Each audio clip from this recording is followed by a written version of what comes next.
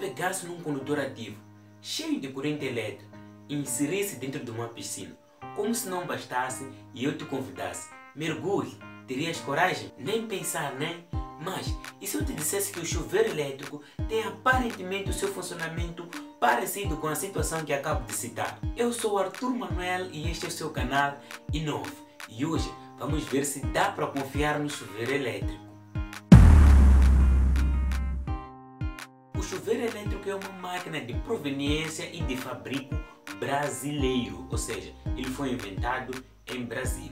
Em que consiste um chuveiro elétrico? Para entendermos, é muito simples, basta pegarmos um chuveiro convencional. O chuveiro convencional tem como objetivo principal nos dar água para tomarmos o nosso banho. Agora, o chuveiro elétrico tem a capacidade de aquecer esta água até um certo nível desejado. Vamos à pergunta que não quer calar. Dá para confiar no chuveiro elétrico ou não dá para confiar no chuveiro elétrico? Afinal de contas, estamos a falar de uma máquina que usa a circulação da corrente elétrica e a circulação da água para o seu funcionamento. E nós sabemos que a água e a corrente elétrica podem ser fatais quando entram em contato com o ser humano. Tendo em vista essa situação, importa agora saber como é que funciona um chuveiro elétrico. O funcionamento de um chuveiro elétrico é bem simples, sendo acompanhado de uma forma sequenciada de acionamentos mecânicos. Acionamentos mecânicos que são proporcionados pela carcaça, que é a parte fixa do chuveiro elétrico. Depois nós encontramos os contactos, que são a parte móvel. E depois, por fim, nós encontramos a nossa resistência, que aquece a nossa água. Agora, como é que todos esses componentes se acionam de forma mecânica para aquecer e fazer funcionar o nosso chuveiro? Como já tinha referenciado, o chuveiro elétrico é composto pela carcaça, que faz o quê? Que engloba todos os componentes para que o chuveiro elétrico possa funcionar. Dentro da carcaça nós encontramos a nossa resistência e acima da resistência nós encontramos o quê? Os contactos. Quando nós abrimos a válvula para que o chuveiro possa drenar a água, o que acontece? A água vai até a carcaça, ou seja, até o bloco, até a caixa do chuveiro, se armazena aquela água. Depois a água faz o quê? Sobe para cima e empurra os contactos para cima, e esses contactos vão se encontrar com outros contactos e vão acionar a nossa resistência. E a resistência vai fazer o quê? Entrar em efeito joules. Esses efeitos joules vão produzir uma certa quantidade de temperatura que vai aquecer a nossa água. Agora, onde é que está o problema? O problema é que para que a água fique quente, esta mesma água deve entrar em contato com a resistência.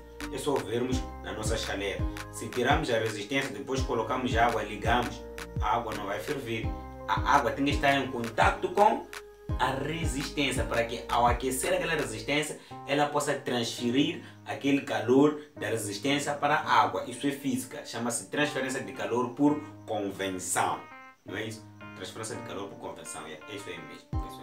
E nós sabemos que para que a resistência fique quente, é preciso que esta mesma resistência seja ligada a uma diferença de potencial e que haja circulação de corrente elétrica nesta resistência.